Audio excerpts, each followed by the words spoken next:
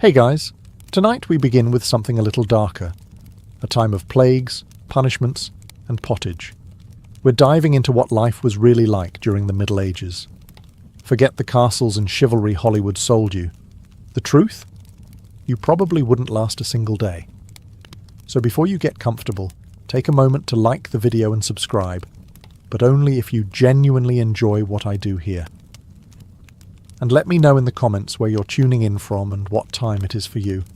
It's always fascinating to see who's joining us from around the world. Now, dim the lights, maybe turn on a fan for that soft background hum, and let's ease into tonight's journey together. Congratulations, you've just woken up in the year 1325. The good news? You're alive. The bad news? So are the fleas. Your bed is a half-rotted straw mattress stuffed with bugs and hay that smells like a barn floor, because it was a barn floor 3 months ago. There's no memory foam, no pillows, and definitely no Egyptian cotton sheets. Just a wool blanket that hasn't been washed since last winter, and now weighs roughly as much as a small cow from the accumulated grime. You blink awake as the church bell clangs in the distance. It's the medieval version of an alarm clock, only louder and somehow even less merciful. Your home is a wooden hut with one room, no windows, and a charming open-concept floor plan where your family, livestock and domestic insects all share the same space. The smell? Oh, it's a fragrant symphony. A subtle blend of stale beer, human sweat, goat, and something you pray isn't mould, but know in your soul probably is. Scented candles haven't been invented, and even if they were, they just melt on your dirt floor. You try to stretch, but immediately regret it, because the air is freezing and your joints ache. You're 22 years old, which in medieval terms is roughly middle-aged. Your spine creaks like an old wooden door, and your knees sound like a bag of rocks being shaken by a confused peasant. Getting out of bed is a gamble. The floor is either wet from last night's rain, which leaks through the thatched roof, or crusty from something your neighbour's chicken did. Either way, your bare feet are now part of the ecosystem. Oh, and privacy. What's that? Your entire family, and maybe a random cousin who just never left, are waking up beside you. There's no bedroom, no curtains, no me time. Just communal everything. Welcome to morning in medieval Europe, where you're never truly alone, because parasites, rodents, and 8 other people are always with you. And this is just how your day starts. It only gets worse from here.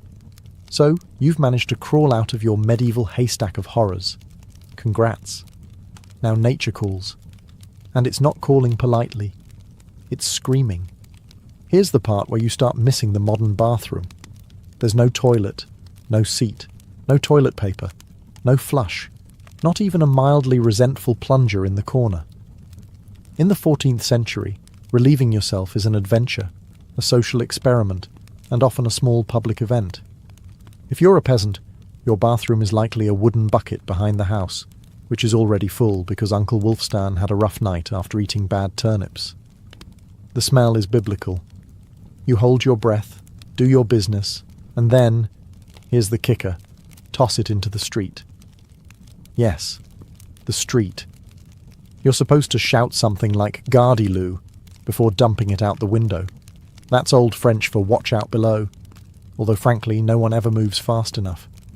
Streets in medieval towns are open sewers, a charming river of human waste, animal droppings and mystery liquids you'd rather not examine. If you're lucky enough to live in a town with public latrines, congratulations. You get to sit shoulder to shoulder with strangers in an outhouse where privacy is a myth and ventilation is a cruel joke. You might make small talk, but try not to breathe too deeply. Toilet paper? Never heard of it.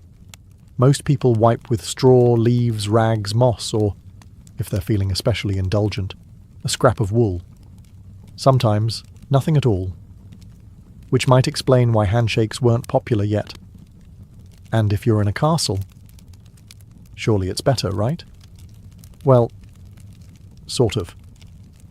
You might have a garderobe, a hole in the wall that drops your waist directly into the moat. Great idea. Except that your enemies know this, and yes, attackers sometimes climbed in through the waist chute, Talk about entering through the back door. So whether you're a farmer or a baron, medieval toileting is a humiliation ritual. It's cold, it's public, it's dangerous, and it's never not disgusting. One slip on a whetstone path, and you're face first in humanity's leftovers, and you still haven't brushed your teeth. But we'll get to that next. You survived the toilet. You deserve a reward, right? Maybe a nice breakfast? Something warm, delicious, comforting? Sorry, this is medieval Europe. Nothing is comforting here. Breakfast, if you can call it that, is a grim affair. There are no eggs Benedict, no coffee machines sputtering awake, and certainly no avocado toast. You sit down, or squat near the fire, to a wooden bowl of something that looks like it was scraped off a muddy boot. Welcome to your daily ration of pottage. Pottage is a thick, gloopy stew made of whatever you can find.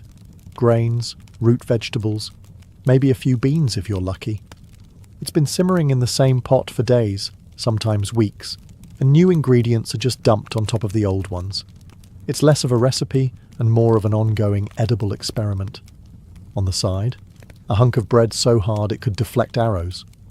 It's made from coarse rye or barley flour, often bulked up with sawdust, ground up acorns or other creative ingredients, because wheat is a rich man's fantasy. This loaf is not your friend.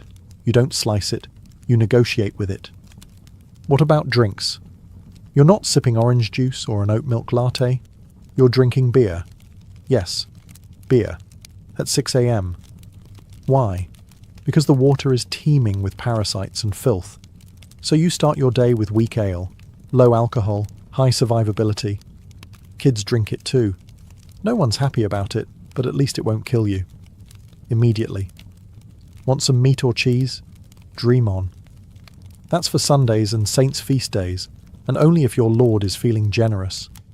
Most peasants don't eat meat more than a few times a year. As for fresh fruit, only when it's in season and not already fermented into wine. And don't even think about spices unless you're royalty. A pinch of pepper costs more than your monthly wages. Salt is valuable enough to be locked away. So you chew your gritty bread, gulp your medieval beer, and try not to think about the rat that may have nibbled your porridge in the night. Breakfast doesn't energize you. It just happens to you. And now that you're properly underfed, it's time to work like your life depends on it. Because it absolutely does. So, you've eaten your sad medieval breakfast, and now it's time to get dressed. Not that it'll help. Your wardrobe consists of exactly one outfit. One. It's a rough wool tunic or linen shift that you've worn every day for months, possibly years. There's no such thing as seasonal fashion. There's just wear this until it disintegrates or gives you a fungal infection. Underwear? Optional.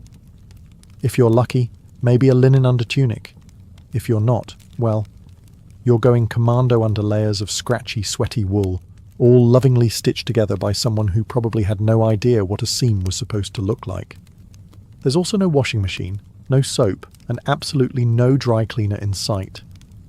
So your clothes are stained, stiff, and scented, like a compost pile that's been left to marinate in a pigsty. Even if you wanted to wash them, it's not easy.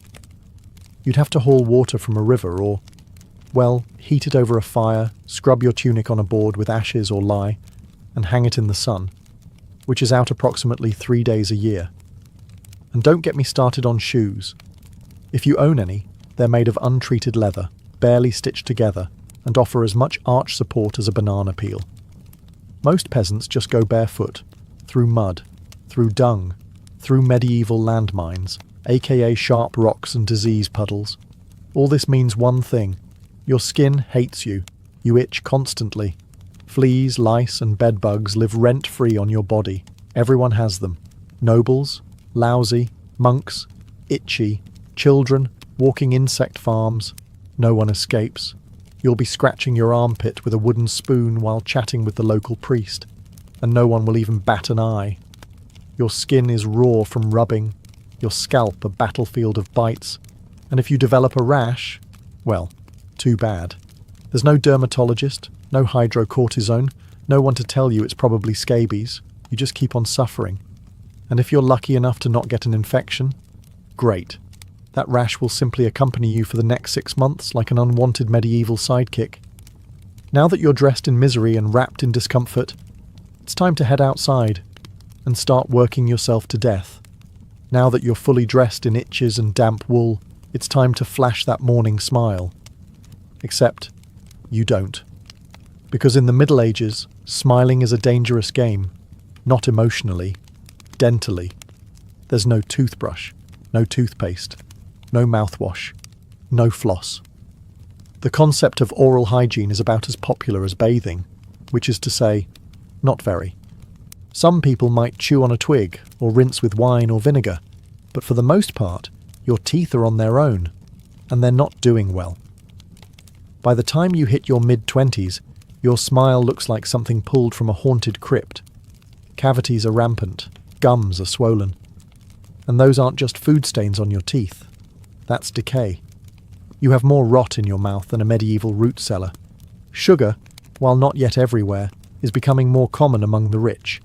Imported at great cost, mostly used in small cakes or to show off wealth. If you're a noble, congratulations. You get to rot your teeth faster than the peasants. If you're poor, you'll do it slowly over time with fermented bread, gritty porridge, and years of hard chewing. Toothaches? Get used to them. They're like medieval weather, always there in the background. The kind of pain that makes you consider praying, drinking, or pulling the tooth out yourself with a pair of pliers. And that's not a joke. That was the actual treatment. Dentists didn't really exist, but barber surgeons did.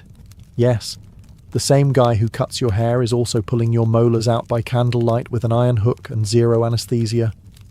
Infected tooth? Hope you like fevers, because without antibiotics, it can easily turn into sepsis and kill you. From a toothache. That's right. The same thing that sends us to a pharmacy today could be your funeral in the 1300s, and there's no relief on the social front either. Kissing? Good luck. Halitosis, bad breath, is everywhere. If you're single, you're not judged by your smile. You're judged by your land and your livestock. In short, your mouth is a battlefield, and it's losing the war. Now that your teeth are throbbing, let's head outside. Because your real job, the one that will break your back, is just getting started. Time to head to work. Except there's no office, no desk, no coffee break, and no chance of promotion. Your job, if you're like 90% of the population, is simple. Don't die while labouring for someone else's comfort. You're a peasant. Congratulations. That means you work the land that belongs to a lord who probably doesn't remember your name. You rise with the sun and stop only when it disappears behind the trees. Your tools? A wooden hoe, a rusty sickle, and whatever bones are still intact in your body. There's no weekend. There's no clocking out. There's only sunrise to sunset, 6 days a week. Sunday is off, but only if you're not harvesting, fighting off raiders, or praying feverishly for your infected toe to stop turning black. The work is brutal. Fields are ploughed by hand or with oxen, if you're rich enough to afford one. You dig ditches, sow seeds, pull weeds, and carry water until your spine begins to resemble the letter S. No one cares if you're tired. No one's asking how your mental health is doing. If you're a woman, surprise. You don't just do fieldwork. You also care for children, clean, cook, spin wool, feed animals, and pretend your husband's lice infestation isn't slowly migrating to your side of the bed. Children? They start helping out around age 5. No school, no toys, just a tiny wooden rake and a dream of one day not dying of the flu. And if you're one of the few who isn't a farmer, maybe you're a blacksmith, a tanner, or a cooper, great. You still work with fire, chemicals, or animal guts all day in poorly ventilated sheds. The pay? Basically survival. The perks? Occasional bleeding, break a bone, too bad. Get a fever, drink some warm beer and keep going. You can't afford to stop, not even for a day. Because if you don't work, you don't eat. And if you don't eat, well, medieval Europe has a solution for that. It's called being replaced.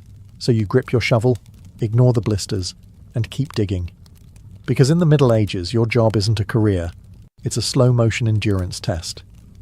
Now that your back is on fire from labouring in the fields, let's talk about the weather. Because in the Middle Ages, temperature is less about seasons and more about ongoing punishment from the sky.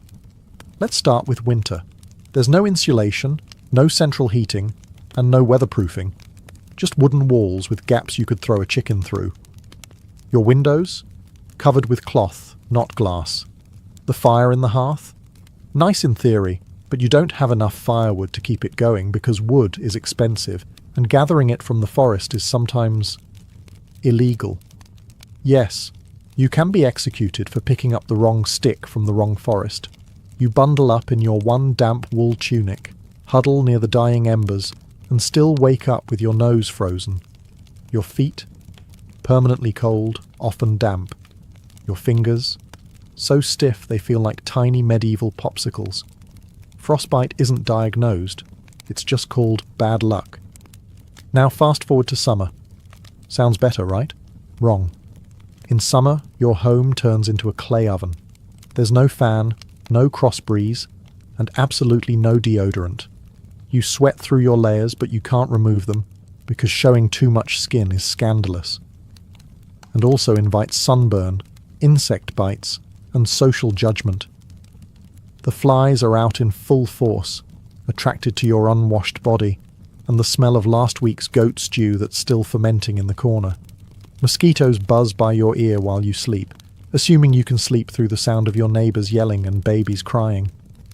In the fields, the sun bakes you. No sunblock, no hat, unless you've fashioned one out of straw like a desperate scarecrow. And the worst part, you still have to work. Heatstroke is just called taking a bad turn, so you're either shivering in your own hovel, wondering if your toes will make it to spring, or you're sweating through your only pair of socks while your thighs chafe into oblivion. And the one thing that never changes, no matter the season, your clothes still itch, your food is still terrible, and your next job, still waiting. Welcome to climate control, medieval style. There is none. Feeling thirsty? Need to freshen up? Want to splash a little water on your face to wake up from this damp fever dream of a life? Too bad. In medieval times, water isn't your friend. It's trying to murder you quietly. Let's start with drinking. The nearby stream looks fresh, bubbling and clear, like something out of a fantasy movie. But spoiler alert, it's not. Upstream, someone just dumped a chamber pot into it. And if not that, then a dead pig is probably decomposing in it. Parasites, bacteria, and the entire microbial army of medieval Europe are waiting in every sip. That's why people drank beer. Yes, beer, even children. But before you imagine medieval kids doing keg stands, understand that it was small beer, weak in alcohol, strong in survival. Brewing boiled the water, so it was safer than whatever flowed through the town ditch. Wine was another option. If you were rich enough to afford it, and unconcerned with functioning properly before noon. What about bathing? Surely water was used for cleaning. In theory, yes. In practice, absolutely not. See, back then, people believed bathing actually opened your pores and let the disease in. That's right. Washing yourself was considered medically risky. You were cleaner, apparently, if you never removed the protective layer of filth caked onto your skin. Communal bathhouses did exist, but they quickly gained reputations as places for gossip, scandal, and sometimes full-on medieval extracurriculars. So naturally, the church got involved and shut many down. Even if you did want to bathe, it was a full production. You'd need to fetch water from the well, boil it over a fire, fill a wooden tub that leaked, and then pray no one else in the house used it before you. Or worse, after. And rainwater? Collected in open barrels where birds poop, insects breed and moss thrives. Sounds refreshing, doesn't it? So whether it's going in your mouth, on your body, or onto your crops, water in the Middle Ages is less of a life source and more of a gamble. One wrong gulp, and you're spending your final days sweating in a straw bed, clutching your stomach, and contemplating all your life choices. Next time you sip tap water, raise a glass for our ancestors. They didn't have the luxury of hydration without hazard, so you drank the water, or maybe you didn't. Maybe you just stubbed your toe on a rock shaped like disappointment. Either way, you're sick. You need help. You need a doctor. Too bad you live in the Middle Ages where medicine is really just polite torture with a theology degree. Let's start with the diagnosis. Everything wrong with you, whether it's a cough, rash, broken bone, or the creeping plague, is caused by your humours being out of balance. The 4 humours were blood, phlegm, yellow bile, and black bile. According to medieval science, your health depends on keeping them balanced, like some sort of internal soup. Got a fever? Too much blood. The answer? Bloodletting. That's right. Let's drain your life force into a bowl using a dull blade or a hungry leech. And yes, barbers were often the ones doing it. Imagine getting a haircut and a hemoglobin extraction in one sitting. 2 for 1, baby. Feeling sad or anxious? That's clearly an excess of black bile. The cure? Laxatives. Maybe a warm herbal purge. Or just prayers and a cold compress while everyone avoids eye contact with you and starts carving your coffin. Now, if you break a bone or get a nasty wound, you're in real trouble. There's no anesthesia, unless you count passing out from pain. Surgery is done with knives that haven't been cleaned since the Crusades. Tools are heated over fire not for sterilization, but because they just look scarier that way. Antibiotics? Centuries away. Germ theory? Not invented yet. They think disease comes from bad air or God being annoyed with your moral failings. Got a stomachache? Must have been your sinful thoughts. Hope you like confessing while vomiting. If your condition gets worse, you'll be treated with more leeches, possibly some crushed beetles, and a priest at your bedside giving last rites just in case. At this point, they're preparing for the cure known as death. And if, by some miracle, you recover, everyone just assumes God took pity on you. The doctor takes full credit, and the leech gets promoted. So yes, in the Middle Ages, medicine is less about healing and more about surviving the cure. After a long day of labour, lice, and leeches, it's finally time to eat. You shuffle back to your hovel, stomach growling, ready for the one joy left in life, a warm meal. Bad news. Your meal is probably trying to kill you. Let's begin with the basics. Food preservation doesn't really exist. There's no fridge, no freezer, just salt, smoke, or the hope that winter air keeps things fresh. Your meat, if you're lucky enough to have any, has been hanging for days, covered in flies, marinated in questionable brine, and possibly shared with a rat or two. Bread is the cornerstone of the medieval diet, but even that isn't safe. In bad harvest years, desperate peasants bulk it up with bark, sawdust, or even clay to make it stretch. And if it's rye season, there's a bonus. Ergot, a fungus that causes convulsions, hallucinations, and sometimes death. It's like eating bread laced with LSD and tetanus. Vegetables? Only if they're in season. And you know what's always in season? Turnips. So, many. Turnips.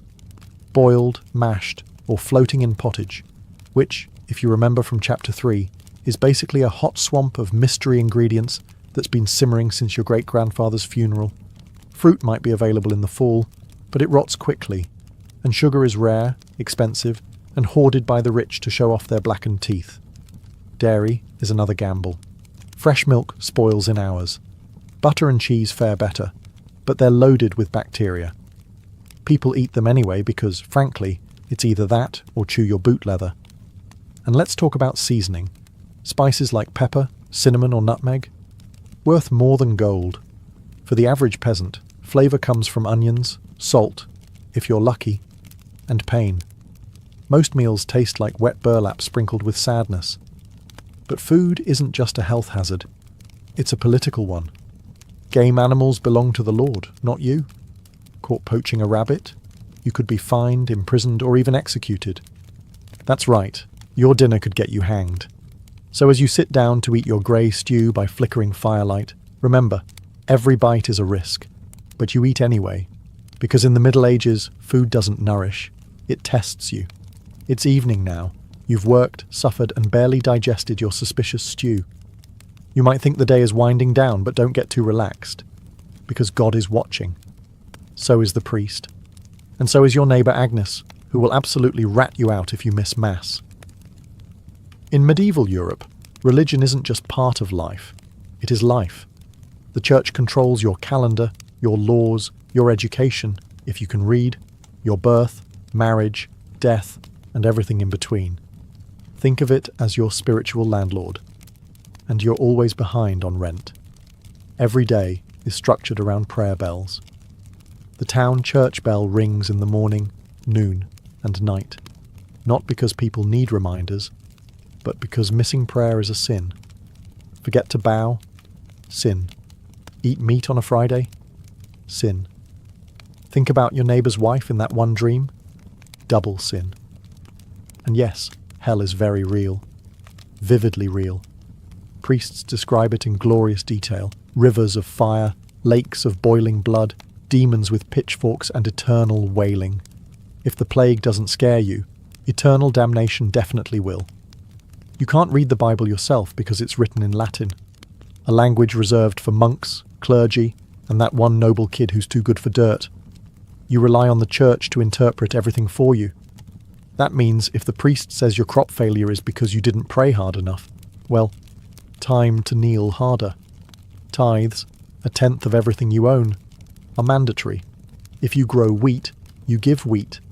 If you raise chickens, you give eggs. If you have nothing, congratulations. You're spiritually bankrupt and financially doomed. Holidays? They're holy days, dozens of them. And while they offer breaks from labour, they're not for fun. They're for attending Mass, fasting, confessing sins, and reminding yourself that joy is a dangerous indulgence. Questioning the church is dangerous. Heretics are burned. Witches are drowned. Blasphemers are flogged. And skeptics are quickly reformed. So you go through the motions. You chant. You bow. You pray that your soul, after enduring this dirt-covered life, might finally land in paradise, assuming the priest likes you. Because in the Middle Ages, God may be merciful. But the church? Not so much. If you thought being a medieval peasant was rough, try doing it as a woman.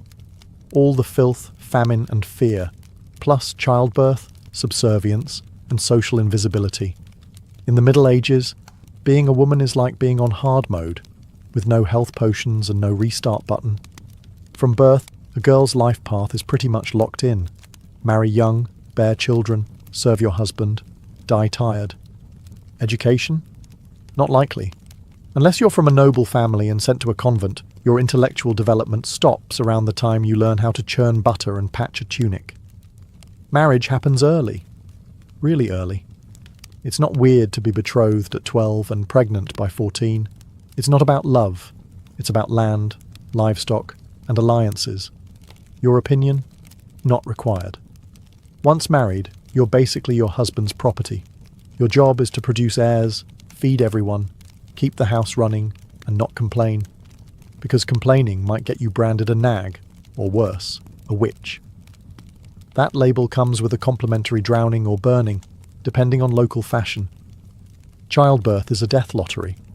There's no prenatal care, no sterile tools, no anaesthesia. Midwives do their best, but even minor complications can mean death for the mother, the child, or both. Some women survive 10 pregnancies. Many don't survive 2, but don't worry. Once the baby is out, your work increases. Now you have a screaming infant in a lice-ridden hut, and you're expected to nurse, cook, clean, and still help in the fields. You don't get a break. You are the break, for everyone else. If you're unmarried, you're suspicious. If you're widowed, vulnerable. If you're outspoken, dangerous. Women who didn't conform were often accused of witchcraft, especially if they had herbal knowledge, a strong personality, or just looked at someone funny on a rainy Tuesday. Even in the church, your role is limited. Nuns lived under strict rules. No speaking without permission. No freedom of movement. and your spiritual worth, always ranked below men. In short, if you're a woman in the Middle Ages, you're expected to endure, obey, reproduce and suffer in silence, ideally while smiling. Because even in a time of universal suffering, women were somehow expected to suffer gracefully. So far, you've battled filth, starvation, social injustice, and possibly a goat. But just when you think your day can't get any worse, here comes violence, loud, bloody, and often completely acceptable by medieval standards. Let's be clear, the Middle Ages were not peaceful. The idea of law and order mostly meant hope the local lord isn't in a bad mood. Violence is everywhere. In the home, in the streets, on the battlefield, in church disputes, and sometimes in line at the communal bread oven. Crime is common, punishment is brutal, and justice is more performance art than protection. Steal a loaf of bread, you could lose a hand. Accused of lying, your tongue might get pierced. Gossip too much? Meet the scold's bridle, a metal mask strapped to your head with a bar in your mouth. For correction, of course. Let's say you're accused of something serious.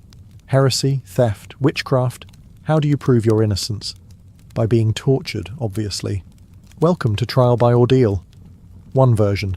You stick your hand in boiling water to retrieve a stone. If it heals without infection in 3 days, you're innocent. If not, you're guilty. Another option. You're tossed into a river. If you sink, you're innocent, and probably dead. If you float, you're guilty, and will be punished anyway. It's like a medieval game show where the prize is survival and the host is actively rooting against you.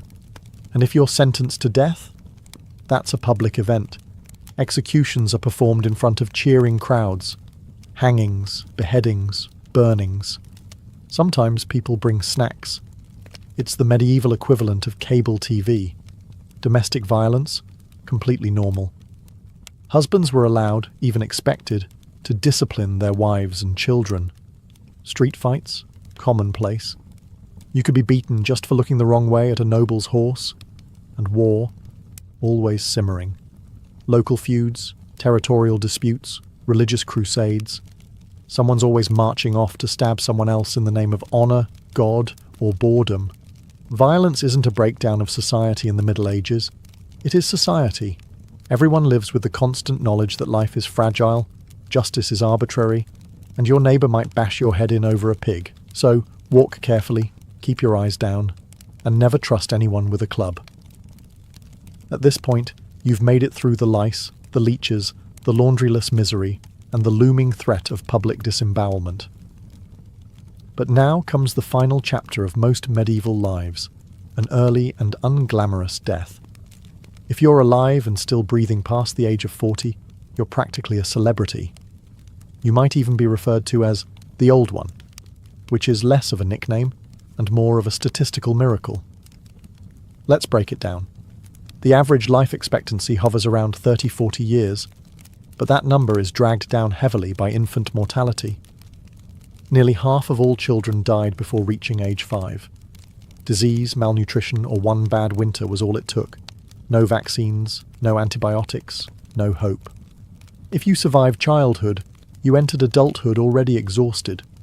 Work began as soon as you could walk upright, and by 25, your joints creaked like a monastery door. You might be missing several teeth, a finger, and most of your original optimism. Women faced a particularly deadly gauntlet: childbirth. It was one of the leading causes of death for medieval women.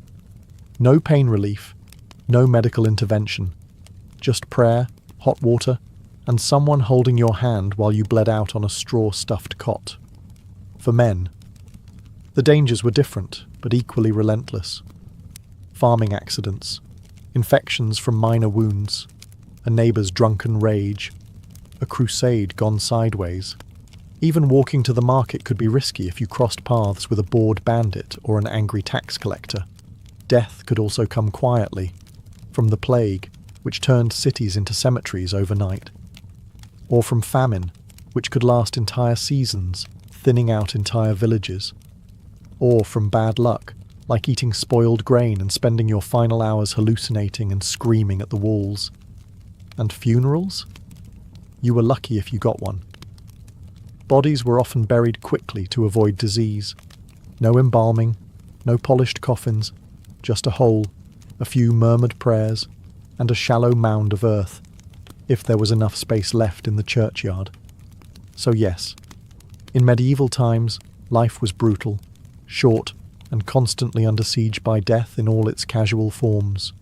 You didn't retire, you just stopped showing up. And speaking of exits, let's move on to your final chapter. The medieval dream dies. So, how's your day been? You've woken up in filth, relieved yourself into a bucket, brushed your teeth with wishful thinking, nearly passed out from hunger, worked until your spine cried for mercy, scratched your way through itchy wool, prayed to not get plague, and barely dodged a public execution for owning a squirrel. Welcome to a single day in medieval Europe. Still dreaming of becoming a knight? Think again. That romanticized version of the Middle Ages, gallant swordsmen, noble ladies in towers, heroic battles and feasts in candle-lit great halls. It's a myth polished by fairy tales and fantasy books. In truth, the medieval world was gritty, cruel, and deeply unfair. Hierarchy was everything. If you were born poor, you stayed poor. If you were born rich, congratulations. You had a better chance of surviving, but you were still one bad soup away from dysentery and a hasty burial. Even the nobles weren't immune to misery. Castles were drafty stone refrigerators filled with fleas, smoke, and politically motivated marriages. Sure, you had a fur cloak and a goblet of wine, but also a 50% chance of dying in a skirmish or from an infected splinter. Not exactly luxury. The simpler times weren't simple. They were relentless. Everything took longer. Everything hurt more. Everything, from childbirth to chewing, came with consequences. Life was survival, not leisure. And if you did find a quiet moment to think, to dream, to imagine something better, there wasn't much you could do with it. No upward mobility, no modern medicine, no internet to Google, what's this weird rash? You lived, suffered, worked, and died within a 10-mile radius of where you were born. But here's the wildest part. Through all of this, people still laughed, sang songs, told stories, fell in love, and found meaning. Not because life was easy, but because humans are stubborn like that. Even in the darkest chapters, they made space for light. So tonight, when you slip into your clean bed with indoor plumbing, antibiotics, and central heating, maybe say a quiet thank you to the modern world, and to your ancestors who fought rats, famine, and feudalism, so you wouldn't have to. Long before she was Catherine the Great, Empress of all Russia, mistress of reform, and icon of ambition, she was simply Sophie.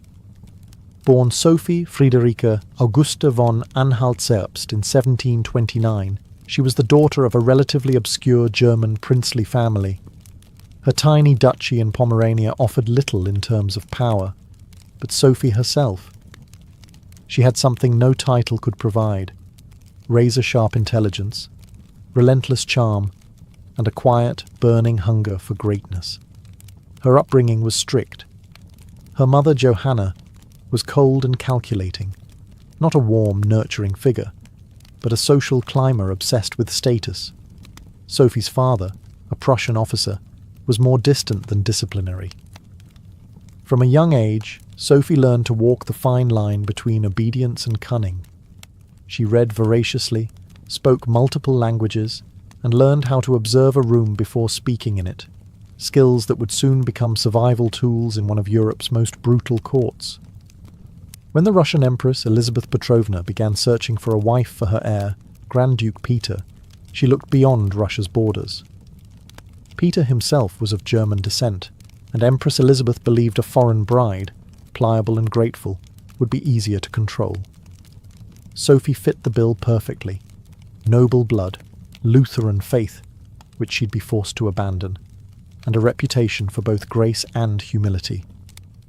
At just 14 years old, Sophie was summoned to Russia. She arrived in the freezing capital of St. Petersburg in 1744, wearing thin German fabrics and a diplomatic smile. Her mother pushed her forward like a chess piece. Sophie, however, had her own game in mind. To become acceptable in Russian society, she converted to Orthodoxy, taking the name Ekaterina Alexeyevna, Catherine. The ceremony was public, symbolic, and life-altering. She wasn't just changing religions. She was burning the bridge behind her, stepping into a foreign empire with no way back. No one watching that quiet teenage girl in a fur-trimmed coat could have predicted what would come next. Betrayal, revolution, enlightenment, and empire. But from the moment Sophie stepped foot in the Russian court, she stopped being a pawn and began planning how to become a queen.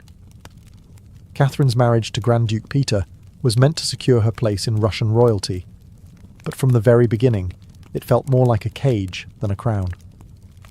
Peter, heir to the Russian throne, was not the dashing prince of fairy tales. Awkward, immature, and obsessed with toy soldiers, he was far more interested in playing war games in his chambers than governing an empire, or showing affection to his new wife. Some accounts even suggest he refused to consummate the marriage for years. He idolized Frederick the Great of Prussia and resented the Russian court that had adopted him. In contrast, Catherine embraced Russia with a fierce determination. She learned the language, studied its history, and memorized Orthodox rituals. She wanted to belong. Peter wanted to escape. This mismatch wasn't just emotional, it was political. The Russian court was a viper's nest of gossip, paranoia, and brutal power games. Empress Elizabeth still ruled with absolute authority, but her health was in decline. Everyone knew a transition was coming, and everyone had an agenda.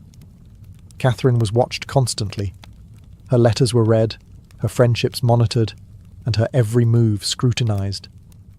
She couldn't trust her husband, her mother, who was still whispering in her ear on behalf of foreign interests, or even her servants. In this world, alliances could turn into accusations overnight. But Catherine was no fool. She learned to play the court's games quietly, cultivating allies in the shadows. She charmed military officers, made friends with scholars, and developed a reputation for dignity and restraint, a stark contrast to her husband's childish tantrums and open contempt for Russian traditions. Behind closed doors, Catherine began reading Enlightenment thinkers like Voltaire and Montesquieu. While others saw her as a young consort, she was building a vision, not just for herself, but for Russia, a nation of strength, education, and reason. But there was one problem. The longer Peter lived, the longer Catherine remained in limbo, a powerless wife to a man unfit to rule. So she waited, observed, and planned. She knew the Russian throne wouldn't be inherited. It would have to be taken. In 1762, after nearly 2 decades of waiting, watching, and quietly manoeuvring, Catherine saw her moment and seized it with breathtaking precision. Empress Elizabeth had died, and Peter, now Peter III, was finally Tsar. But his reign began unravelling almost immediately. In just a few short months, Peter alienated the church, offended the nobility, insulted the army, and lavished praise on Prussia, Russia's longtime enemy. He reversed key policies, humiliated the clergy, and talked openly about divorcing Catherine to marry his mistress. The court, already wary of his erratic behaviour, turned cold. The army, filled with generals loyal to Catherine, grumbled in corridors. Even ordinary Russians, devout and patriotic, saw Peter as a foreign puppet who mocked their traditions. Catherine, watching all of this unfold, made her move. In July of that same year, while Peter was away at his summer palace, Catherine launched a bloodless coup d'etat. Supported by key military officers, including her lover Grigory Orlov and his influential brothers, she rode through St. Petersburg in full regalia, was proclaimed Empress Catherine II, and won the allegiance of the powerful Imperial Guard. Peter, caught off guard and without allies, surrendered within days. He was taken into custody, and shortly after, found dead under mysterious circumstances. Officially, it was reported as a hemorrhoidal colic. Unofficially, it was murder. Catherine was now empress, not by birth, not by marriage, but by will, wit, and audacity. It was unprecedented. A foreign-born woman with no legitimate claim had taken the Russian throne without a single battle. But her real challenge was just beginning. She had to transform that bold grab for power into a lasting legacy. Would Russia accept her? Would the nobility respect her? Could she hold the empire together without falling victim to the same fate as her husband? Catherine understood that power gained through intrigue could be lost just as easily. She needed to rule not as a schemer, but as a visionary. And so began her transformation, from a careful conspirator to a reforming empress, one who would redraw borders, embrace the Enlightenment, and redefine what it meant to be a woman in power. Once Catherine had the crown, she could have rested on her power, but she didn't. She had something bigger in mind than simply sitting on a throne. She wanted to transform Russia, and not just militarily or politically, but intellectually. While Peter had worshipped Frederick the Great and toy soldiers, Catherine idolized Voltaire, Diderot, and the bold thinkers of the Enlightenment. She believed in reason, progress, education, and the role of a monarch as a servant of the people, even if she herself ruled with absolute authority. Catherine didn't just read Enlightenment philosophy, she lived it. She corresponded directly with Voltaire for over 15 years, flattering him while defending her autocracy. She invited Diderot to her court and even purchased his entire library to support him financially. Behind closed doors, she pored over legal texts, debated reforms, and crafted policies to modernize the empire. Her early reign was filled with efforts to codify Russian law. She formed the Legislative Commission in 1767, an ambitious project intended to rewrite the entire legal code of Russia. Catherine's own nakaz, or instruction, was a political manifesto in disguise, one that spoke of equality before the law, the dangers of torture, and the responsibility of rulers to serve the common good. For an empress in 18th century Russia, it was radical. But Enlightenment ideals had to survive the realities of Russia, a vast, feudal, deeply conservative land, ruled by nobles who liked their serfs exactly where they were, beneath them. Catherine knew this. While she advocated reform, she moved carefully. She abolished some forms of torture, expanded access to secular education, and built schools and libraries. But she also reaffirmed the nobility's control over their serfs to keep them loyal. This was Catherine's balancing act, a philosopher queen in public, a practical empress in private. She walked a tightrope between ideology and survival, between the shining salons of Paris and the gritty politics of Moscow. Her vision for Russia was bold, but always calculated. In many ways, Catherine wasn't trying to make Russia European. She was trying to make Russia modern, on her terms. And that meant reform, yes, but with an iron hand in a velvet glove. Catherine wasn't content with reforming Russia from within. She wanted to expand it outward, to make it an empire worthy of fear, admiration, and envy. Where Peter the Great had opened a window to the west, Catherine aimed to knock down the walls. Under her leadership, Russia's borders stretched wider than ever before. She waged wars not just to defend her crown, but to reshape the map of Europe. One of her most significant campaigns was against the Ottoman Empire. These wars, fought in waves throughout the 1760s and 1770s, weren't just about territory. They were about influence. Catherine saw herself as the liberator of Orthodox Christians living under Muslim rule and as the rightful protector of Eastern Europe. Under generals like Alexander Suvorov and Grigory Potemkin, Russia captured key regions including Crimea, the northern coast of the Black Sea, and access to warm water ports, something Russian Tsars had coveted for generations.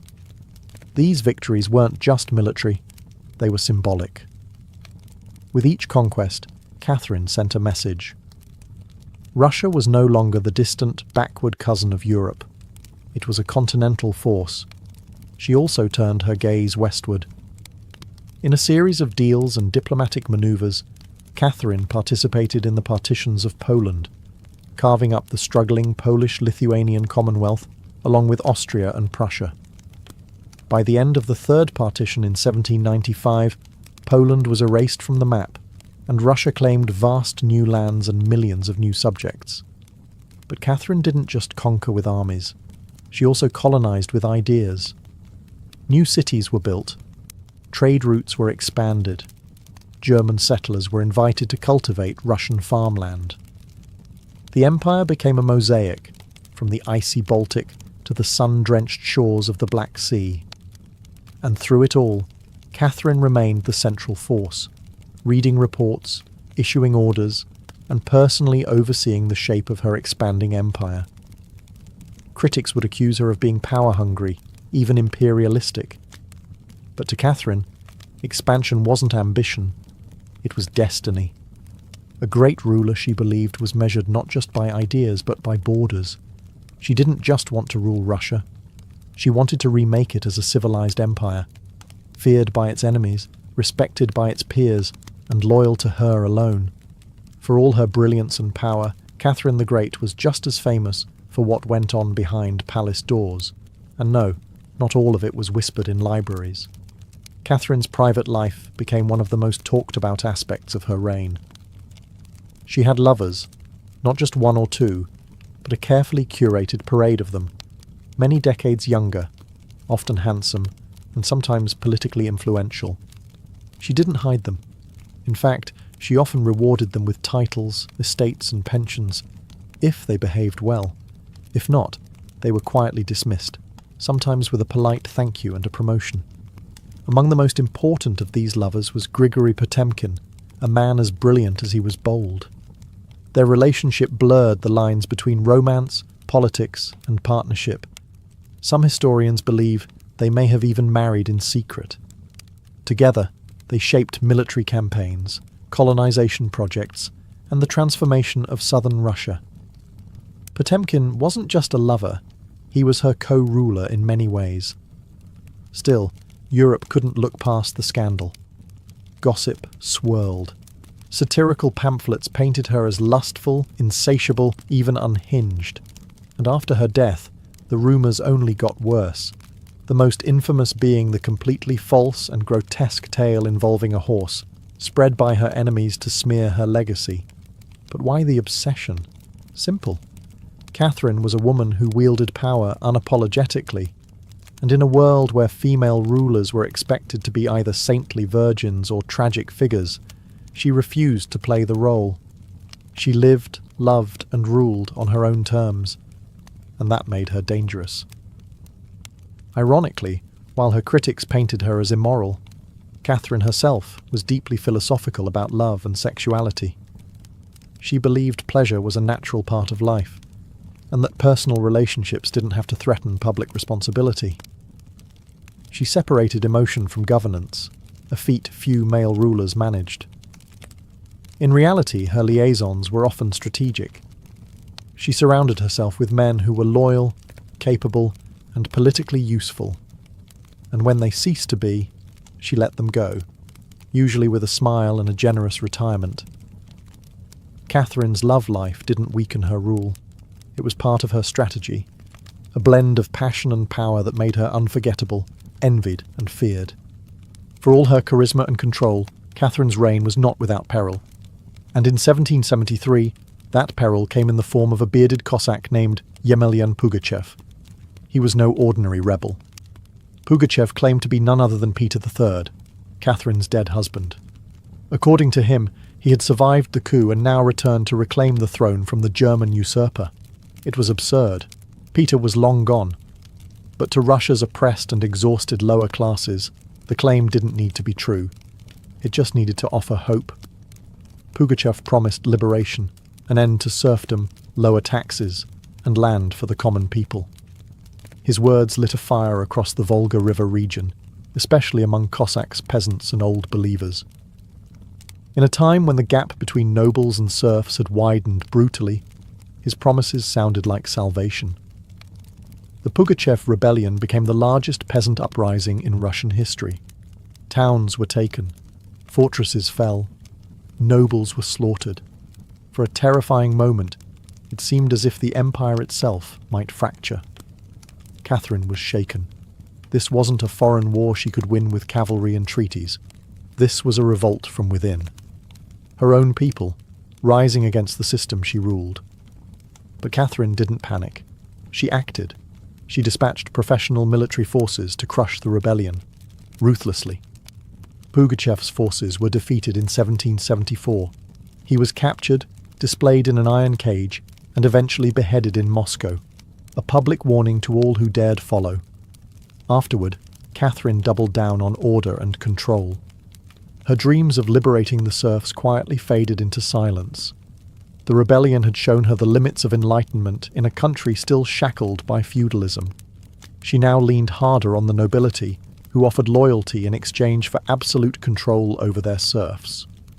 This was a turning point. The empress who once quoted Voltaire now prioritized stability over philosophy. Reform became cautious, surveillance increased. Rebellion, even whispered, was to be stomped out before it had breath. Pugachev may have lost his head, but he left behind a warning that haunted Catherine, that power built on inequality could only hold so long before the storm came crashing through.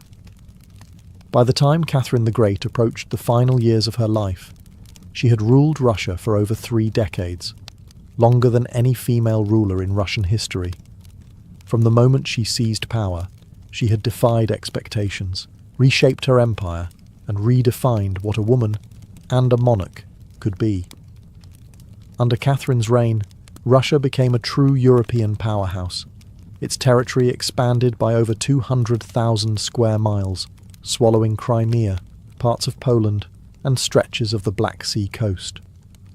These weren't just military wins, they were strategic pivots, securing warm water ports and reshaping trade. But her legacy wasn't only drawn on maps. Catherine left a cultural mark as well. She helped found the Hermitage Museum, amassed one of the greatest art collections in Europe, and corresponded with the greatest minds of the Enlightenment. Her court became a centre of sophistication, art, and intellectual ambition. In a country often viewed as backward by Western Europeans, Catherine put Russia firmly on the cultural map. She modernised education, founding schools for girls, and promoted the printing of books. She introduced smallpox inoculation to Russia, even publicly receiving the vaccine herself, an act of scientific bravery in her time. Yet, her reign was also one of contradictions. While she admired Enlightenment ideals, she never freed the serfs. In fact, she extended serfdom deeper into Russia's territories. Her reforms, while impressive, remained mostly top-down, designed to polish the empire without truly transforming its foundations. Still, Catherine's rule brought stability and ambition. She understood that power was not inherited. It was crafted, managed, and constantly defended. She ruled not by divine right, but by force of will, political brilliance, and relentless calculation. She was called many things: a usurper, a tyrant, a reformer, a seductress. But above all, she was effective. When she died in 1796, Russia was wealthier, larger, and more formidable than it had been in centuries. She left behind a throne secure, an empire expanded, and a legend that would endure for centuries. Catherine didn't just reign, she ruled, with intellect, strategy, and an unapologetic grip on history. And in doing so, she became more than an empress. She became a myth. For all her power, expansion, and enduring legacy, Catherine the Great was still, at her core, a woman navigating a man's world and reshaping it in her image. Behind the imperial portraits and state decrees was someone deeply aware of how precarious her position was. She was not born Russian. She came to the throne through a coup. She ruled an empire that didn't want a woman in charge, and yet she not only endured, she thrived. Catherine was never content to be ornamental. She read constantly, wrote endlessly, and never stopped learning. Her daily schedule was intense. Hours of reading reports, corresponding with foreign powers, editing state papers, and managing a court filled with rival factions. She wasn't content to simply sit on the throne. She worked the throne like a stateswoman born to it. She was also, in many ways, lonely. She surrounded herself with courtiers, lovers, and artists, yet wrote in her memoirs of how few people she could truly trust. Her son Paul, whom she distrusted and kept away from state matters, grew into a man she feared would undo all her progress. Her greatest emotional partnership, with Grigory Potemkin, faded into deep friendship, but his death in 1791 left a wound that never truly healed. Catherine crafted her image carefully. She understood the power of narrative, and wielded it better than most monarchs of her age.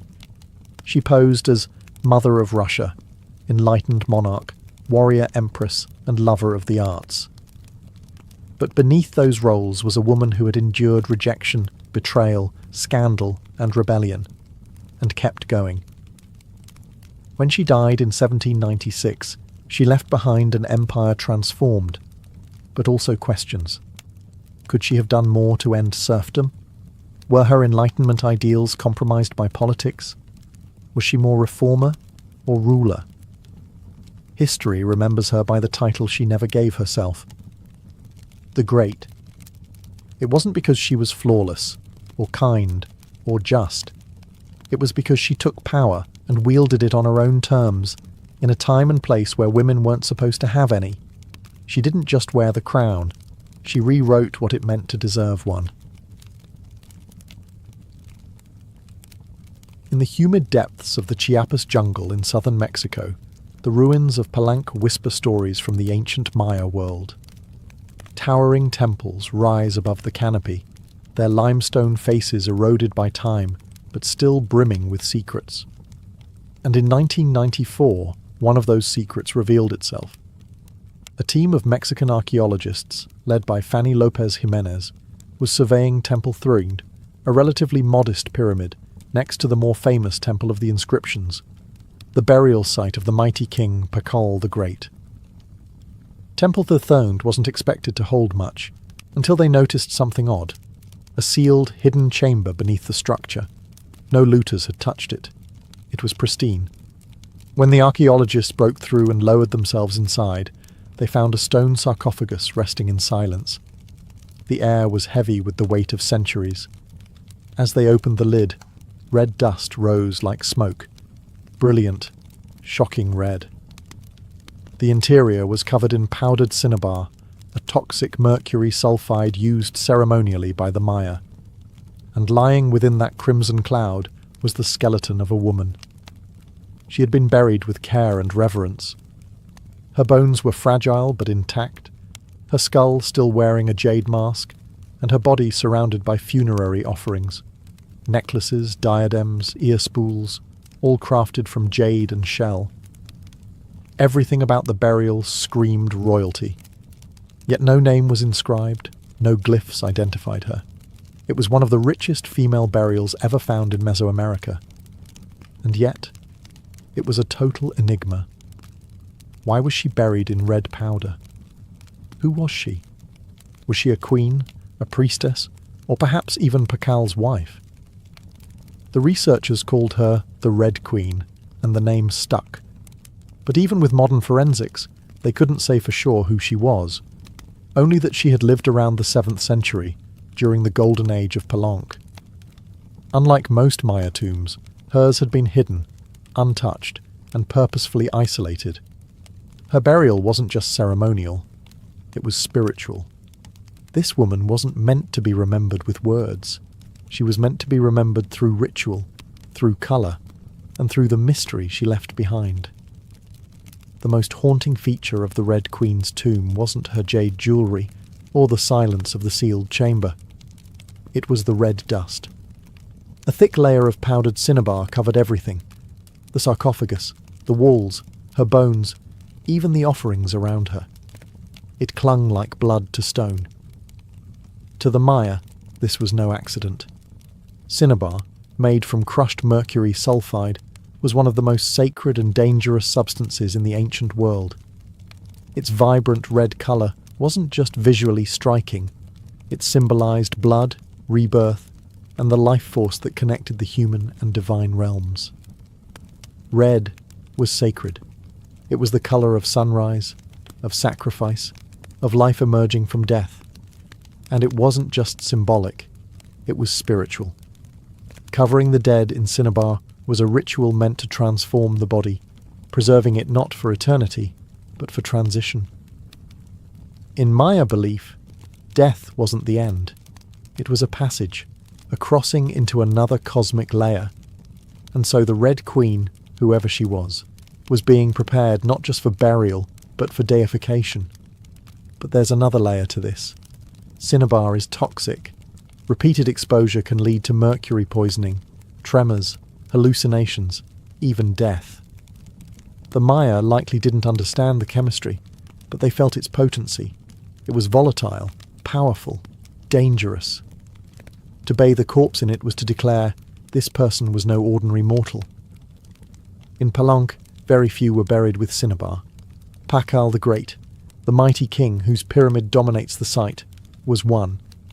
His body, like hers, was also saturated in the red powder. That detail alone drew speculation. Was the Red Queen his wife? His mother? Or someone of equal divine status? Her skull had been placed on a layer of jaguar skin, another sacred symbol.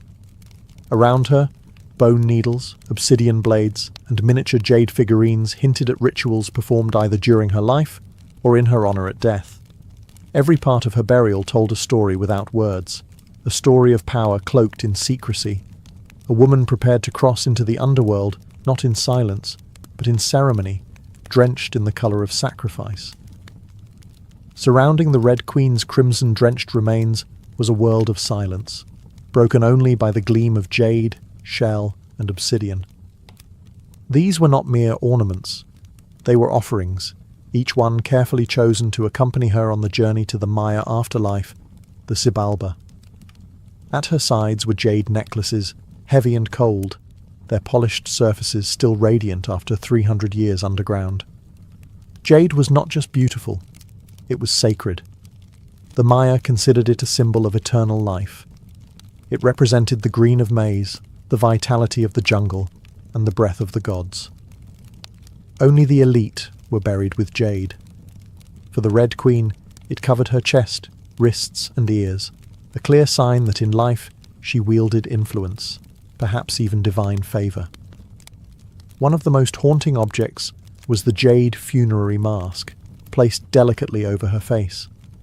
Unlike the golden death masks of Egypt, this one was subtle, constructed from dozens of tiny mosaic tiles, arranged to mimic the contours of her skull.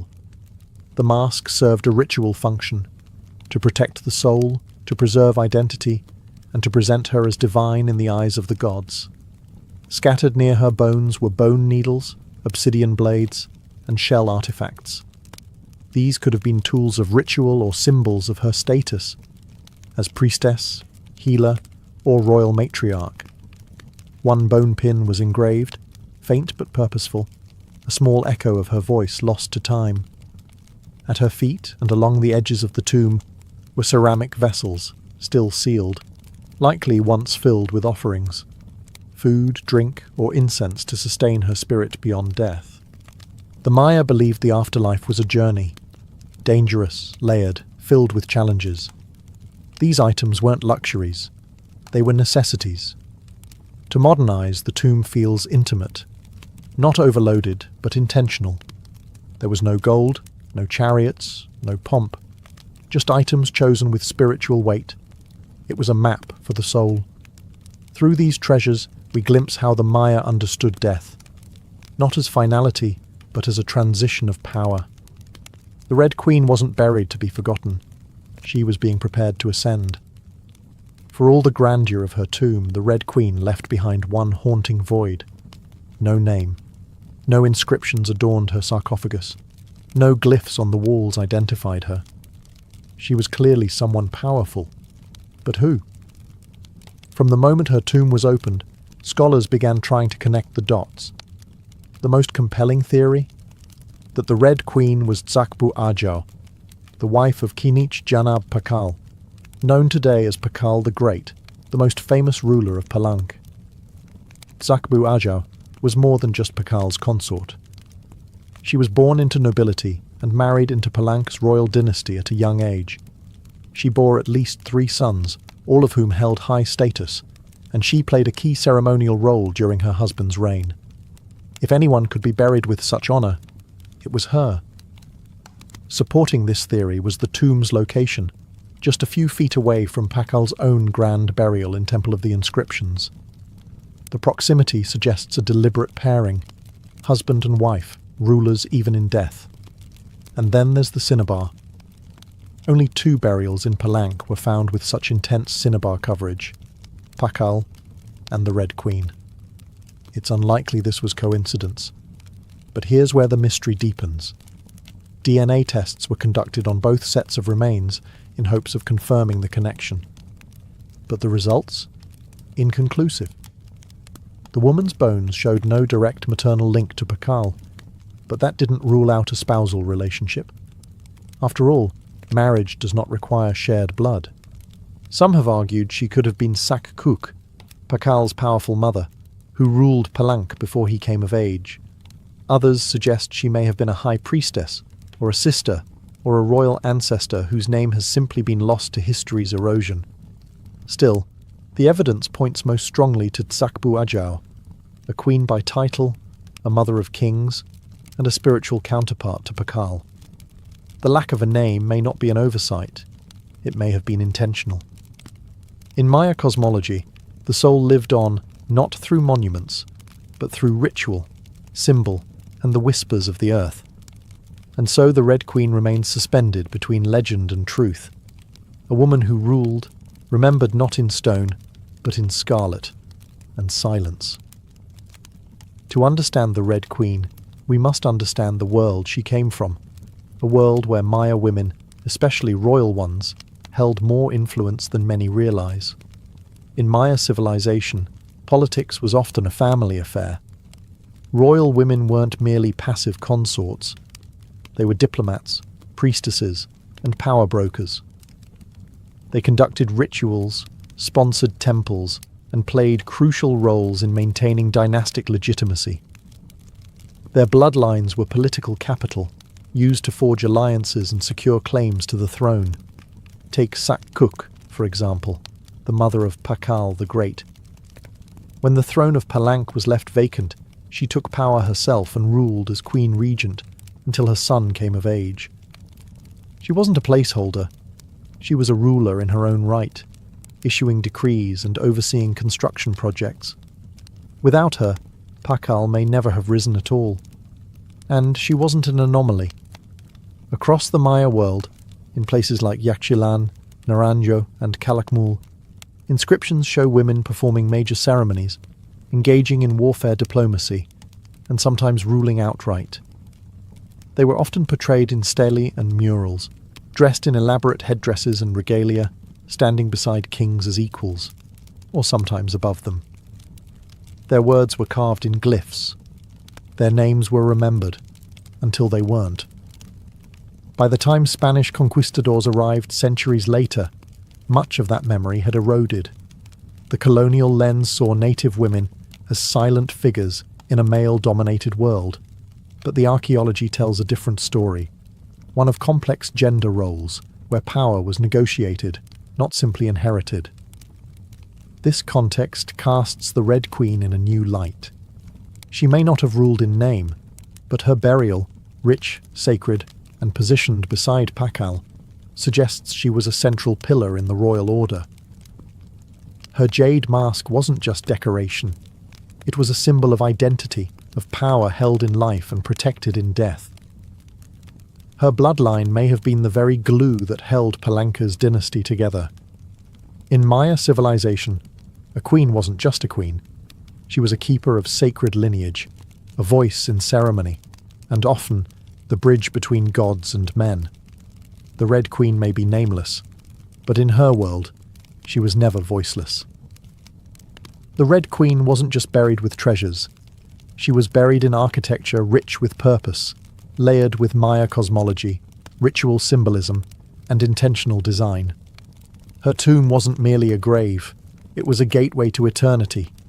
Her body was discovered inside Temple Third, one of the smaller pyramids within the heart of Palenque, yet its proximity to Temple of the Inscriptions, the resting place of Pakal the Great, is telling. These temples weren't built randomly. Their positioning was sacred, guided by astrology, myth, and dynastic legacy. Temple the Thirthiid rises modestly compared to its grand neighbour, but it hides something even more intimate. A sealed crypt, untouched by looters, perfectly preserved.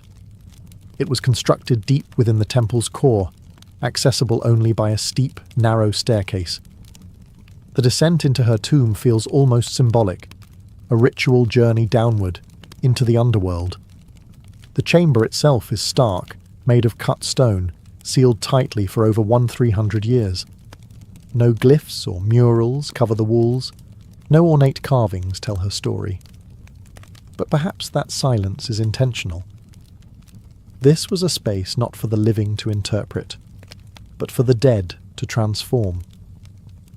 At the centre, her sarcophagus sits like an altar. Crafted from limestone, it echoes the grand stone coffin of Pakal next door. While Pakal's lid is famously engraved with scenes of cosmic rebirth, the Red Queen's tomb is more subdued. The focus is inward, on the body, on the cinnabar, on the ritual of death itself, and yet there are subtle architectural cues that hint at meaning. The tomb is aligned east to west, a symbolic path mirroring the sun's journey from life to death. The chamber is small, but powerful. It feels deliberate, personal, a sacred enclosure for someone revered. Maya temples were cosmological tools, bridges between the heavens, the earth, and the underworld. To be buried in one was to be elevated beyond the human realm. The Red Queen's eternal home wasn't an afterthought. It was a carefully constructed shrine, a place where death became transformation. Her bones rest in stone, her essence in cinnabar, and her legacy in the architecture itself. A temple that speaks without words, telling us she mattered. To the ancient Maya, death wasn't the end. It was a threshold, a sacred passage into the underworld, known as Xibalba. And for someone like the Red Queen, this crossing was not only spiritual, it was political, cosmological, and deeply ritualized. Burial rituals were carefully choreographed events, rooted in myth and meant to guide the soul through the treacherous layers of the underworld. Maya texts and iconography tell us that Xibalba was no peaceful afterlife. It was a maze of darkness, rivers of blood, trials, and gods of death. Only those properly buried, ritually prepared, and spiritually equipped could make the journey successfully. The Red Queen was buried wrapped in cinnabar, encased in stone, and surrounded by offerings, all signs of an elite burial. But there's more. The presence of bone needles and obsidian blades in her tomb hint at auto-sacrifice rituals, possibly symbolic tools representing rites she had performed in life, or that were reenacted at her burial to empower her spirit. Her funerary mask, carefully assembled from jade tiles, was not simply decorative. It may have served as a spiritual vessel, preserving her face and identity as she journeyed into the afterlife. In Maya belief, the face was a mirror of the soul, and the soul needed to be recognized by the gods. The ceramic vessels surrounding her may have once held chocolate, maize, water, or even pulque, to nourish her in the next world. Other items, like stingray spines or shell trumpets, could have represented spiritual tools, calls to the gods, or tokens of ritual communication. Burial wasn't just a goodbye. It was a transformation. The Maya believed in cycles, death as seed, burial as planting, and the afterlife as rebirth. Kings and queens were often seen as earthly incarnations of gods, and in death they returned to those divine origins. The Red Queen, covered in the colour of blood, entombed in a pyramid and honoured with offerings, was being prepared for rebirth, not as a mortal, but as a being tied to the sacred order of the cosmos. Her burial wasn't the end of her story, it was the beginning of her legend. Just a few steps away from the Red Queen's final resting place, lies one of the most iconic tombs in Mesoamerica, that of Kinich Janab Pakal, known simply as Pakal the Great. His burial inside the Grand Temple of the Inscriptions is celebrated for its artistry, scale, and deeply spiritual symbolism. But what makes the Red Queen's tomb so extraordinary is not only what was inside, it's where it was found. Her sarcophagus was hidden within Temple 3, directly adjacent to Pakal's monument. In a city like Palenque, where every temple was carefully positioned to reflect cosmic principles, this closeness was no coincidence. It was intentional, a statement etched in stone. Many scholars believe the Red Queen was Tzakbu Ajao, Pakal's queen and trusted consort. While her tomb lacks inscriptions, the similarities between their burials are striking. Both wrapped in cinnabar, both entombed in pyramids, both buried with jade, and both treated with extreme reverence. These rituals mirror each other, as if two halves of a sacred narrative. Pakal's lid famously depicts him falling into the underworld tree, a cosmic scene of death and rebirth. The Red Queen's simpler tomb contains no such iconography, but the symbolism lies in the pairing itself. If Pakal represented the sun, journeying through the underworld at night to rise again, then the Red Queen may have represented the moon, the feminine force that follows its own mysterious path in the sky. Together, they embodied a cosmic duality, masculine and feminine, king and queen, sun and moon, order and ritual. In Maya mythology, rulership was not singular, it was relational. Harmony in the cosmos required balance, and that balance extended into the dynastic court. By placing the Red Queen beside Pakal, the Maya were preserving not just a marriage, but a cosmic partnership. Their proximity in death may have mirrored their roles in life, a queen not behind, but beside her king, sharing not just a throne, but a legacy. In their tombs, they speak without words. Two souls, wrapped in cinnabar and stone, joined across eternity, one of history's most sacred silences. Though her name was lost to time, the Red Queen of Palenque endures, not as a forgotten relic, but as one of the most enigmatic and powerful women of the ancient world. Her tomb, sealed for over 1,300 years, now whispers across centuries, inviting questions that echo louder with every discovery. She represents a mystery that still resists full understanding. We may never know exactly who she was. No glyph carved her name. No stela told her story. And yet, the care in her burial, the richness of her offerings, the symbolism of her crimson-drenched bones, all speak of a woman profoundly important. Not merely as a wife or consort, but as someone who held real influence, spiritual weight, and royal blood. Today, the Red Queen forces us to re-evaluate assumptions. She's a reminder that in the ancient Maya world, women were not silent. They led rituals, governed cities, and shaped dynasties. While kings like Pakal have long taken the spotlight, the Red Queen's re-emergence reminds us that power did not belong to men alone. It flowed through mothers, queens, priestesses, and visionaries. Her legacy is more than the treasures she left behind.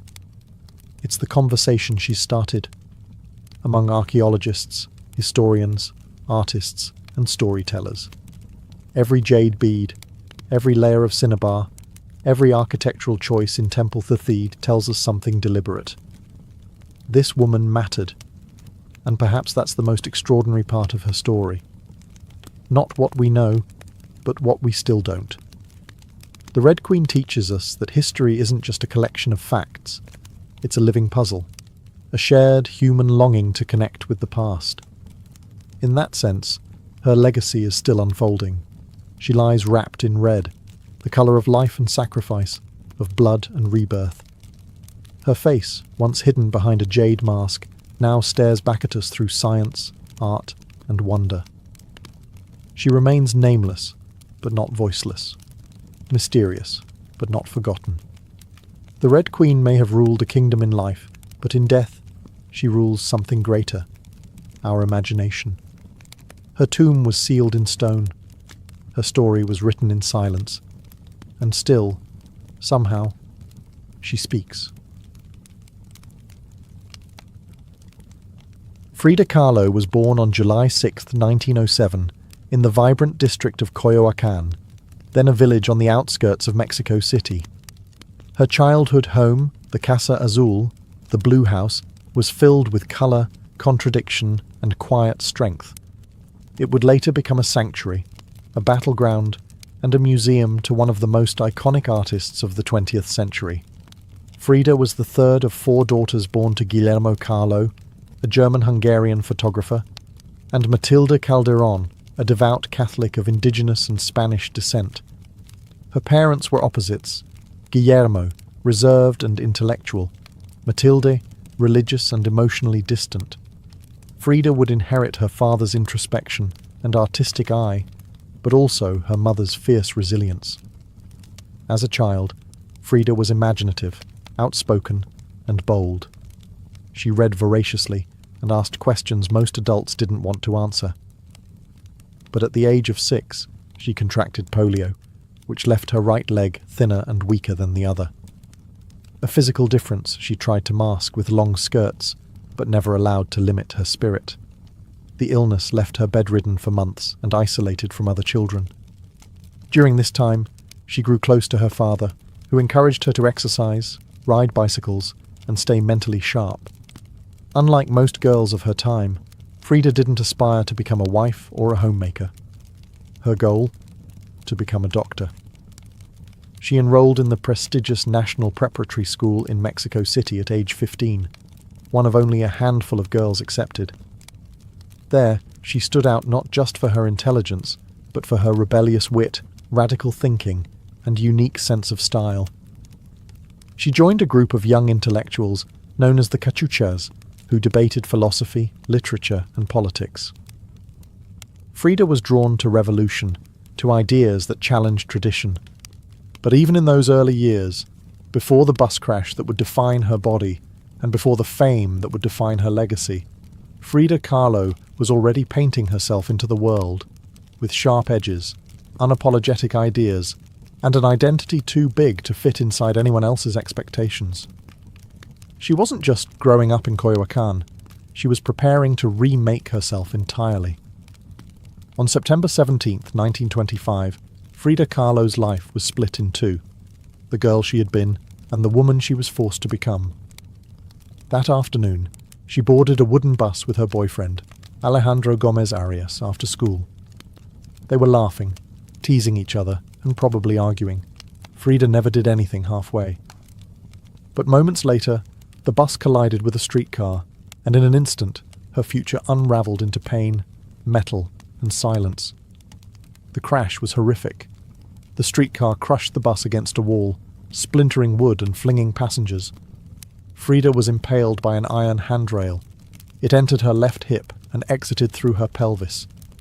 Her spinal column fractured in 3 places. Her right leg shattered, her foot dislocated. Her collarbone and ribs broke. Her shoulder was dislocated. Her abdomen was pierced. She was just 18 years old. A man covered her with a borrowed overcoat. Someone else noticed her body was sparkling, not from blood, but from the gold powder she had been carrying in a pouch. It had exploded on impact, dusting her broken form in what looked like glittering ash. Frida was taken to the Red Cross hospital and underwent numerous surgeries over the following months. She spent weeks in a body cast, flat on her back, immobile, writhing with infection and uncertainty. The future she'd imagined, of becoming a doctor, slipped further away with every passing day. But in that stillness, something began to stir. Her father gave her brushes. Her mother rigged a special easel to hang above her bed. A mirror was placed on the canopy so she could see herself. And there, lying in plaster and agony, Frida began to paint, first out of boredom, then out of obsession. Her first subjects were her own reflection, because she was all she had. But what emerged wasn't vanity. It was survival. The crash had broken her physically, but it had also opened a door into her own mind, her own body, and eventually into the surreal language of pain and identity that would define her art. The girl who wanted to heal others now began healing herself. one brush stroke at a time. As Frida Kahlo lay encased in plaster and steel, a body fighting itself with every breath, she began to paint. What started as a form of therapy soon became a language, and that language was deeply personal, brutally honest, and often hard to look at. Which was precisely the point.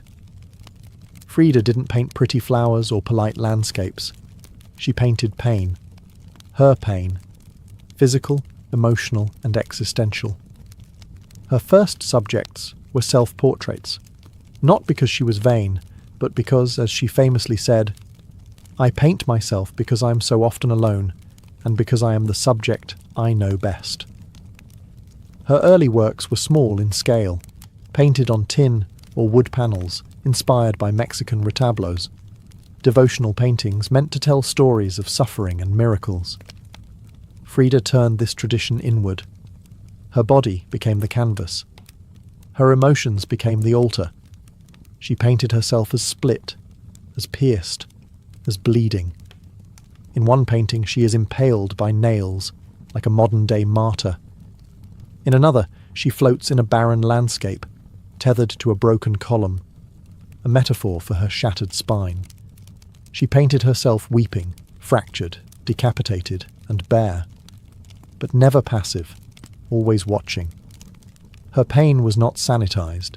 She painted the ugliness of trauma with beauty, defiance, and even humor.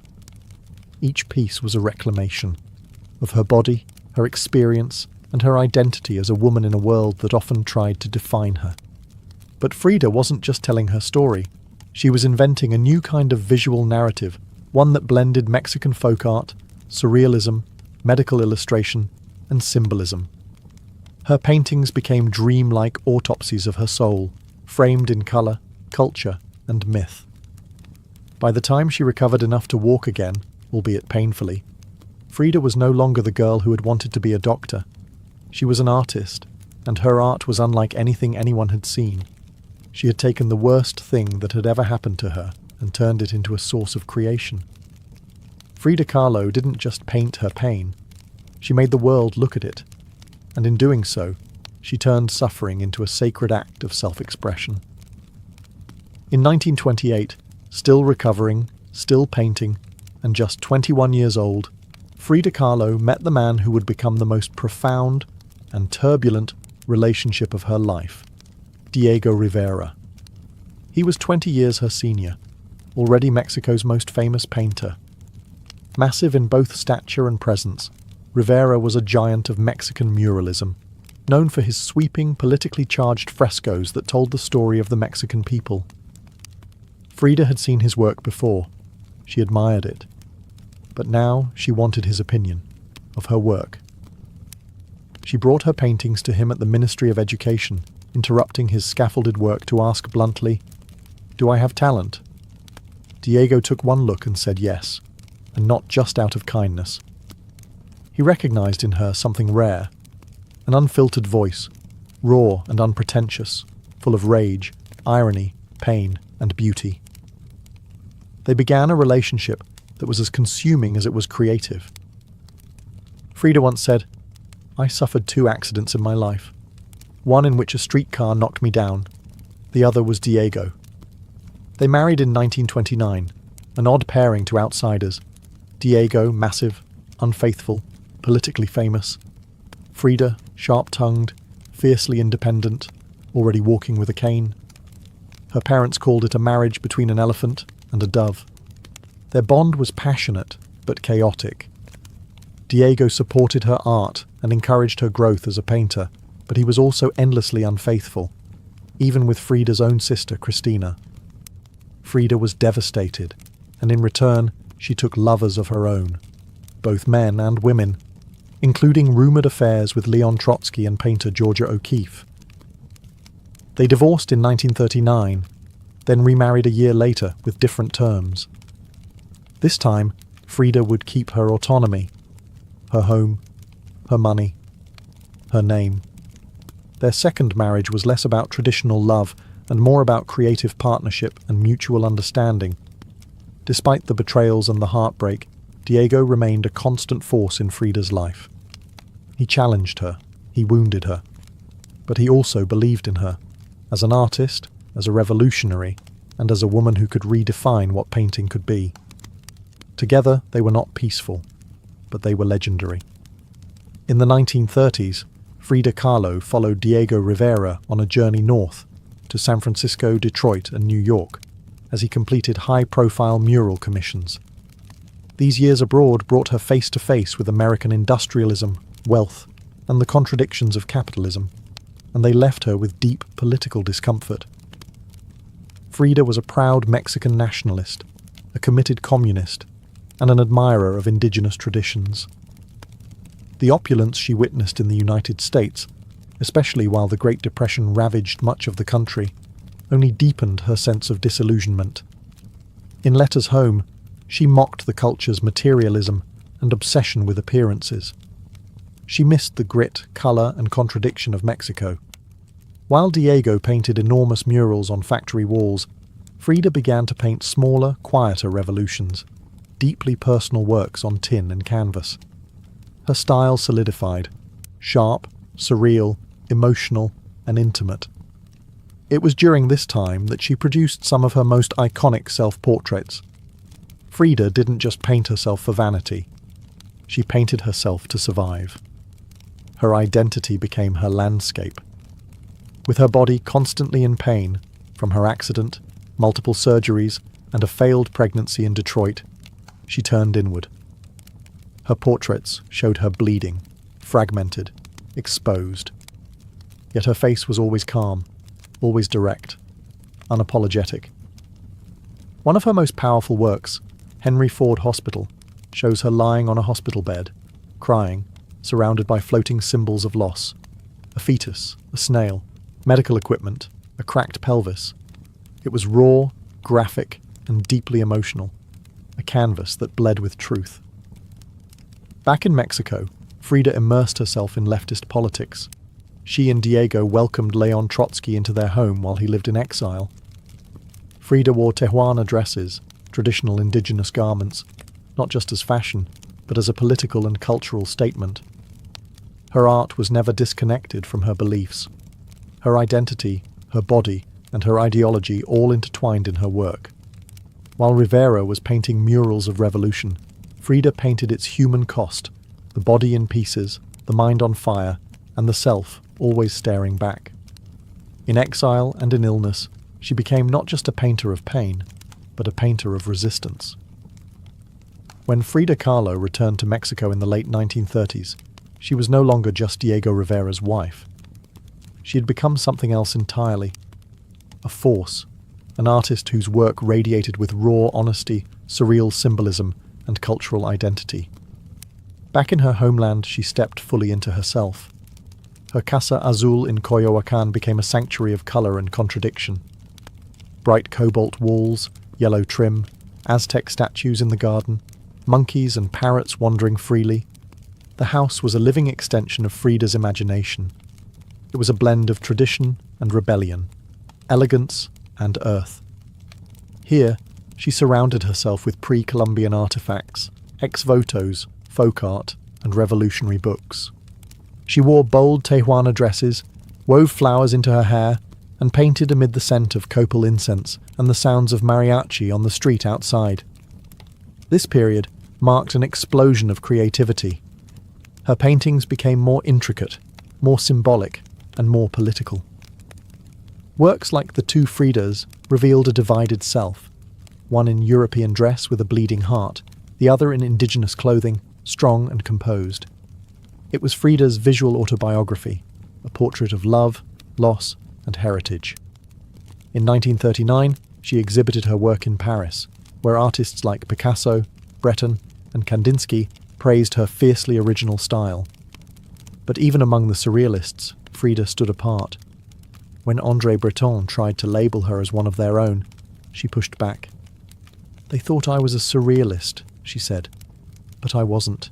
I never painted dreams. I painted my own reality." She painted Mexico, not the romantic postcard version, but the living, breathing country she adored.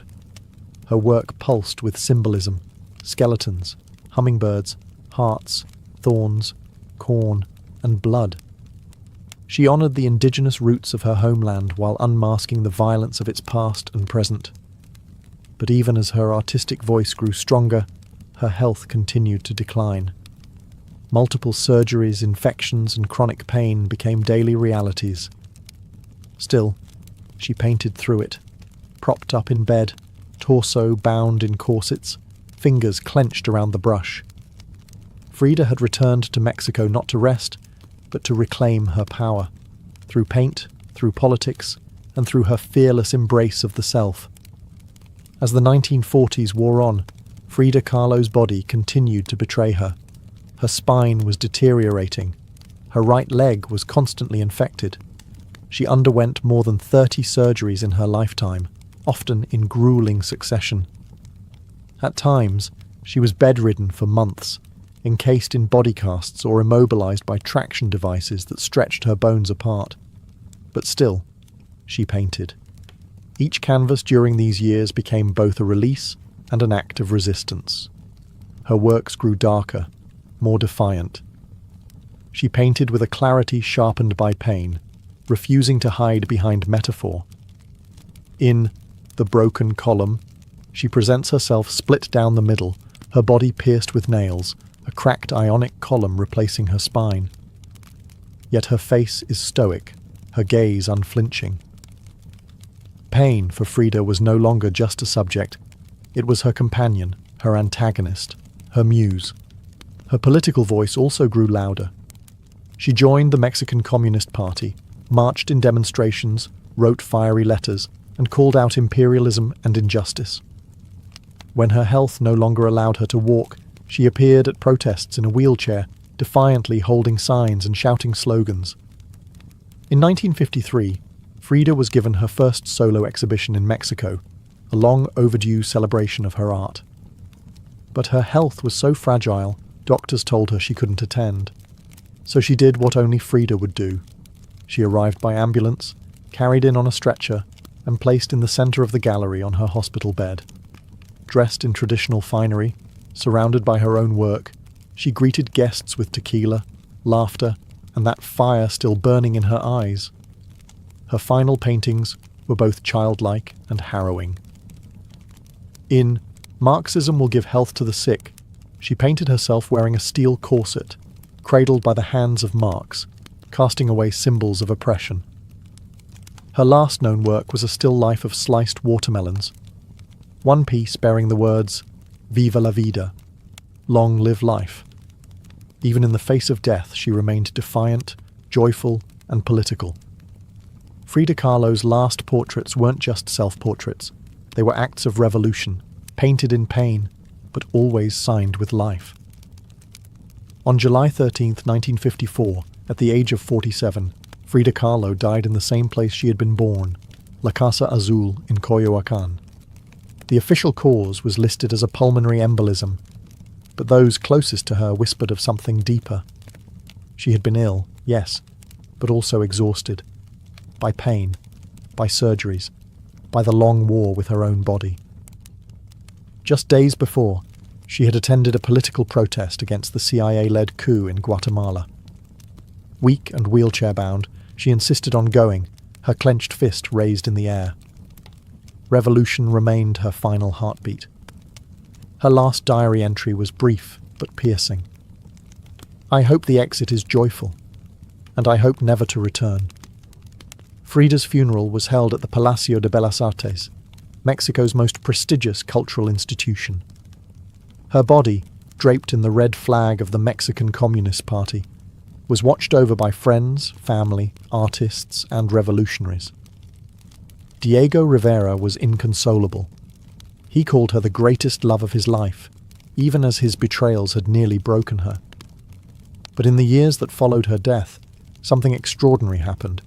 Frida Kahlo refused to disappear. At first, her name was whispered only in art circles.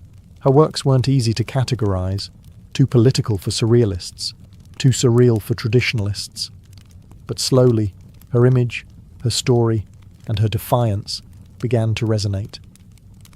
Through the 1970s and 1980s, as feminist scholars and activists reclaimed forgotten voices, Frida's became louder.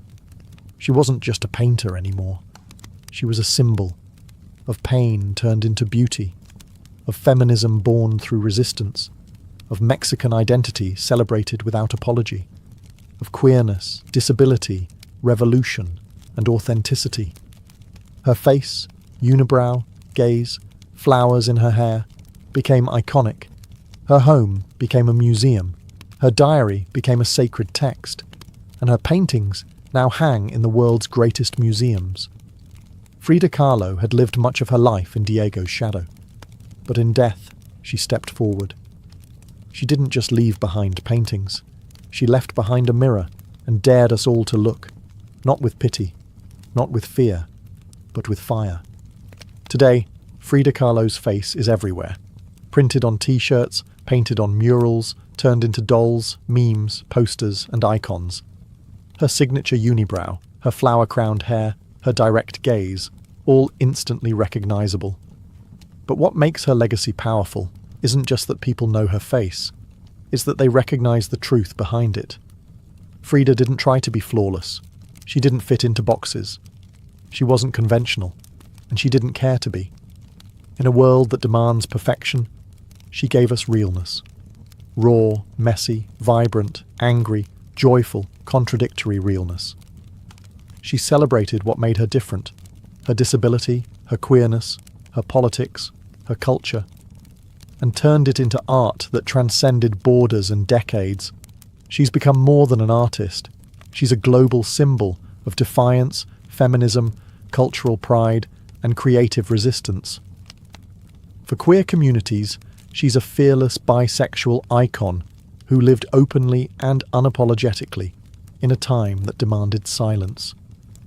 For women, she's a reminder that power doesn't require permission. For disabled artists, she's proof that pain can fuel the brush, not stop it. And for Mexico, she's a daughter reclaimed, fierce, folkloric, and forever part of the national soul. Her paintings, once dismissed as too strange or too personal, are now among the most revered in the world. Works like The Two Fridas, Self-Portrait with Thorn Necklace and Hummingbird, and The Broken Column aren't just seen, they're felt deeply by anyone who has ever suffered and needed to turn that suffering into something sacred. She lived in the margins and turned them into centre stage. She embraced contradiction. A communist who wore gold, a woman betrayed who loved again, a body in pieces with a soul unbreakable. And through it all, she painted, not just with colour, but with conviction. Frida Kahlo never asked to be a symbol. She simply told the truth about herself, and in doing so, told the truth for millions of others who had never seen themselves reflected in art before. Now, when we see her face, we see courage, we see colour, we see resistance, we see Frida, not gone, but immortal.